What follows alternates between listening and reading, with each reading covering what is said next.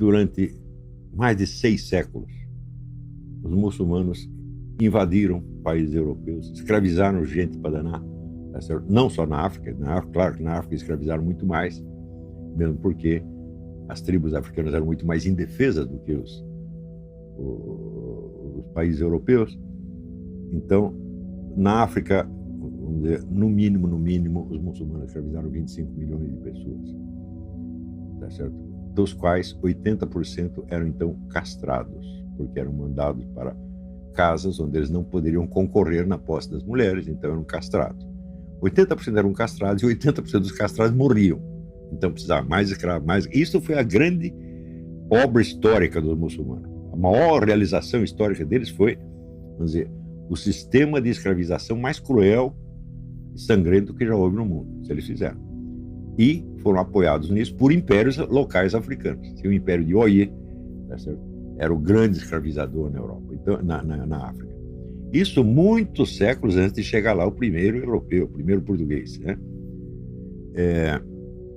Então, nesta onda escravagista, não só por escravidão, mas também por pirataria, eles foram invadindo terras na Europa. Se você observa a expansão islâmica, é um negócio muito rápido e fulminante, né? Isso quer dizer que certas partes da Europa, como Espanha, Portugal, talvez estiveram sob domínio muçulmano durante 7, 8 séculos. Né? Depois de tudo isso, alguns príncipes da Europa resolveram se reunir para botar os caras para fora e invadir um pedaço do mundo islâmico. Que pedaço? Uma cidade, Jerusalém. Quer dizer, os caras ocuparam 10 países e, em troca, os europeus invadiram uma cidade, Jerusalém. É claro que os malvados da história são os europeus, que reagiram depois de 7, 8 séculos, reagiram de uma maneira muito mais branda, muito mais limitada, muito mais disciplinada, tá certo? E, em seguida, hoje são apresentados como se fossem os bandidos da história. Então, o que foram as cruzadas? Foram uma resposta parcial e tardia à maior agressão imperialista que a Europa já havia sofrido. Você vê que nem os romanos fizeram tanta devastação quanto os muçulmanos fizeram. Os promotores da maior onda escravagista do mundo acusam os outros de ser escravagistas. Quando você pensa, por exemplo, o que se fala hoje em minorias, as minorias oprimidas, coitadinhas, etc., estuda a história de cada uma delas, você vai ver que elas são muito mais opressoras do que as sociedades do Ocidente, onde elas vêm se instalar. Você pega a história dos índios, estuda, por exemplo, a história dos astecas. Eu mesmo, na aula outro dia, eu comentei isso aí. Não, na aula não, na conversa com o Bruno Garchagen. Né? Existe uma historiadora sueca chamada Inga Klendinen. Ela conseguiu juntar todos os depoimentos subsistentes de sobreviventes da guerra dos espanhóis contra os astecas. Tudo que tinha. Conclusão.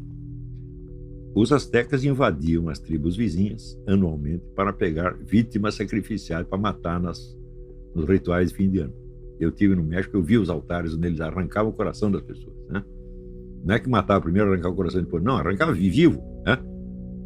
E as tribos em torno tinham um terror pânico dos astecas. Daí chegou o espanhol, começou a guerra com os astecas, os índios falaram que é a nossa chance. Então, imediatamente se aliaram com o Hernán Cortés para fazer a guerra contra os astecas. Os astecas perderam a guerra, pediram pinico e o Hernán Cortés aceitou selar a paz. Mas os seus aliados indígenas não aceitaram.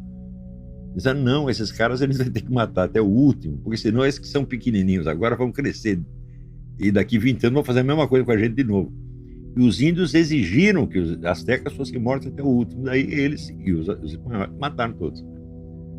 Então, esta é a história da civilização asteca. Então, veja, a civilização asteca era pior que a nazista.